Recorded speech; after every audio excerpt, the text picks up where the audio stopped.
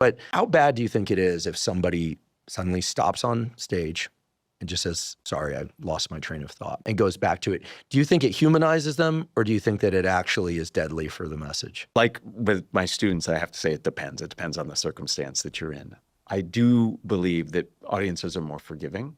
What I advise the people I teach and coach to do in those moments is, instead of saying, oh, I forgot what I want to say, why not say, I get sometimes so passionate about what I say, I get a little ahead of myself, which is likely true, and use that as a reason to reset. Let me share with you what I advise people to do to avoid blanking out, and then what to do if you do blank out. First and foremost, avoid memorizing. Memorizing invites blanking out. So let's not memorize. Let's have a clear structure, a roadmap, but we don't know every word that we're going to say. The fear of blanking out leads and increases the likelihood of blanking out. So let's not worry about blanking out as much as we do. How do we do that? We rationalize. I ask everybody to think about, what is the likelihood in this upcoming communication, whatever it is, one-on-one, big presentation, that you'll blank out? Most people say maybe 20%.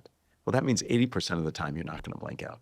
I'm not a betting person. I'd take those odds. So realizing that it's not as likely to happen, that's step one. Step two, ask yourself, if it were to happen, what's the worst thing that would happen for me?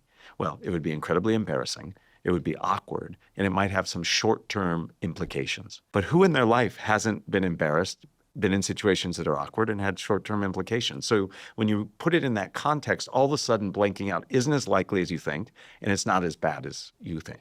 That reduces the stress you have about doing it, which reduces the likelihood. So by not memorizing and rationalizing, you can actually reduce the likelihood of blanking out. Now, let's say the worst happens. You blank out. You don't know what to say. First and best thing to do is just what you do if you lose your phone or lose your keys. Retrace your steps. Repeat what you just said. Most of us can remember what we just said, and then that gets us back on track. If that doesn't work, the final ripcord I think you can pull is to distract your audience. What does that mean? Ask a question. This will happen to me. I teach the same class a lot. Sometimes I can't remember. Did I say this time? I just need a moment to think. I'll just pause and I'll ask my students a question. They think that's logical. Anybody can come up with a question. If you ever hear me, anybody listening, if you ever hear me say, I want to pause for a moment and have you think about how what we've just discussed can be applied to your life, that means I have forgotten what I want to say next. In my mind, what the heck do I say next? Most of the people in my audience are like, how would I apply that in my life? That's great. It gives me that fraction of a second, gives me that sense of control. Most of us can leverage a question to buy us that time.